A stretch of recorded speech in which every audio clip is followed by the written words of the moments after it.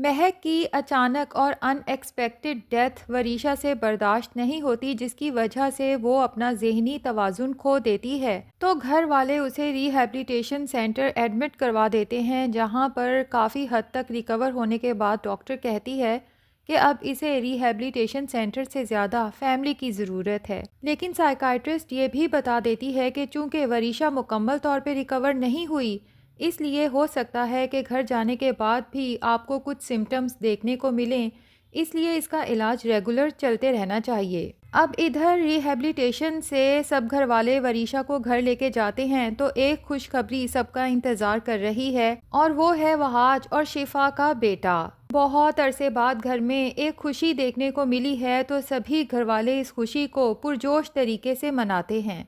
वरीशा भी सब घर वालों के साथ पेश होती है इस खुशी के मौके पर।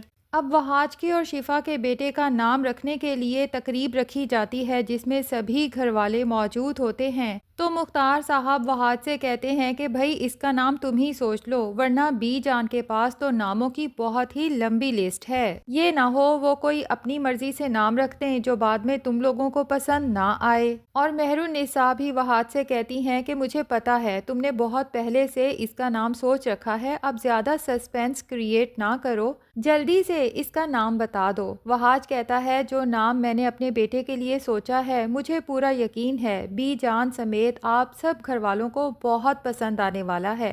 तो सभी घर वाले वहाज की तरफ देखते हैं और इस इंतज़ार में हैं कि अब जल्दी से वहाज नाम बता भी दे। तो वहाज हंसते हुए कहता है कि बाबा, मैंने अपने बेटे का नाम रज़ा अहमद रखा है। वाकई ही सभी घर वाले ये नाम सुन के खुशी से निहाल हो जाते हैं और वरीशा तो बहुत इमोशनल हो जाती है। खुशी के साथ साथ उसकी आंखों में आंसू भी होते हैं।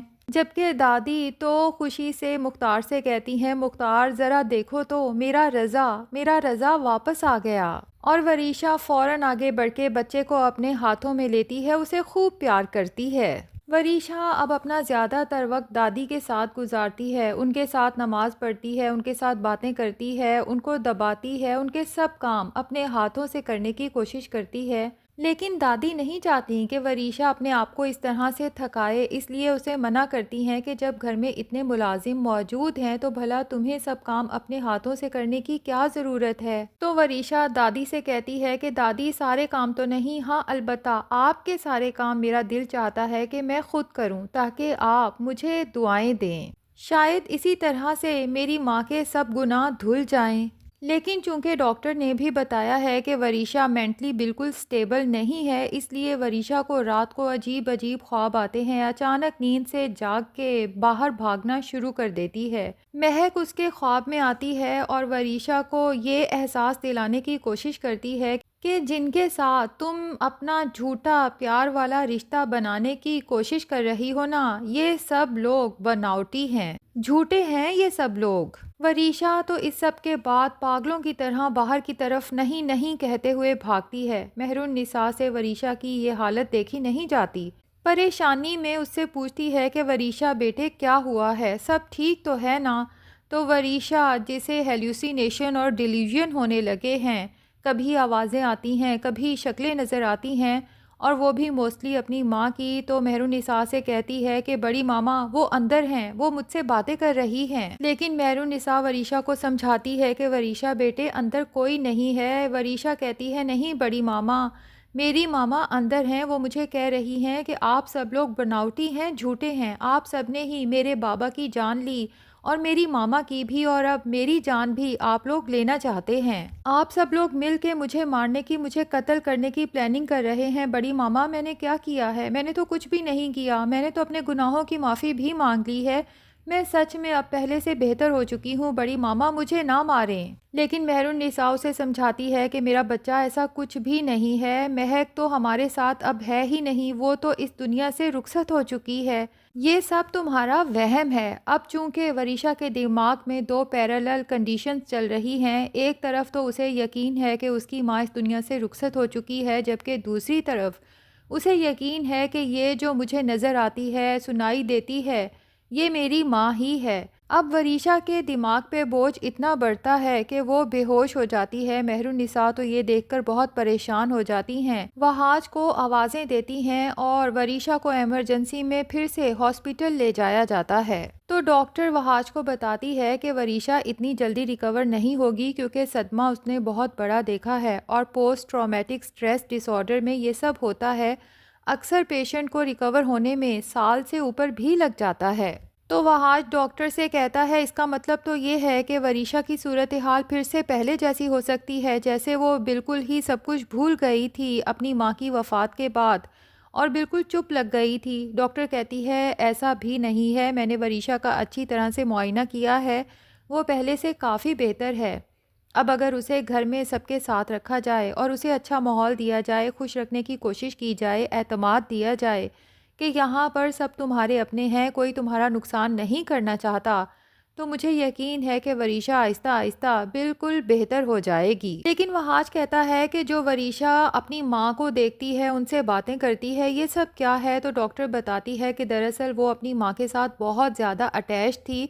ठीक है, अब आप सब लोग उसके साथ हैं, लेकिन अपनी माँ के जाने के बाद वो खुद को बहुत तन्हा महसूस करने लगी है। इसीलिए वो अपनी माँ को जस्ट इमेजिन करती है और उसे यूँ लगता है जैसे उसकी माँ उसके सामने मौजूद है। और फिर वरीशा सेल्फ टॉक करती है, यानी खुद से ही गुफ्तगू करती है।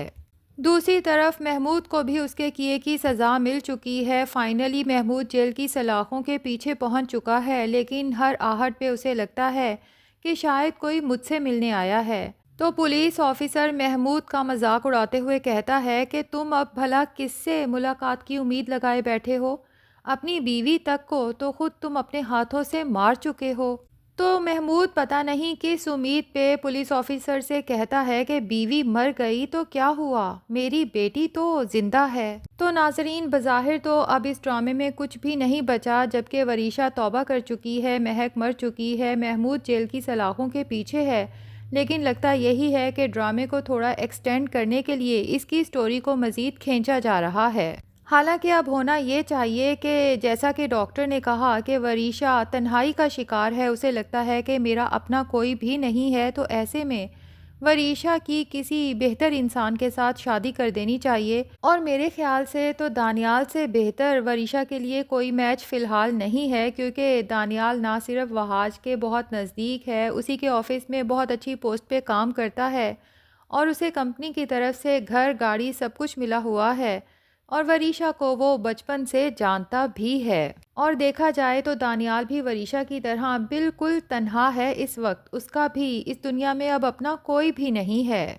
या फिर दूसरा ऑप्शन मुदस्सर हो सकता है, जिसकी मंगनी वरीशा से होने वाली थी, लेकिन वरीशा ने खुद ही मुदस्सर के दिल में अपने और वहाज के बारे में गलत फहमियाँ पैदा करने की कोशिश की और मंगनी तोड़ दी। लेकिन बाद में वरीशा को एहसास ज़रूर हुआ था कि मुदस्सर उसे सच में मोहब्बत करता था और उसे अपनी मंगनी के तोड़ने का अफसोस भी हुआ था थोड़ा बहुत।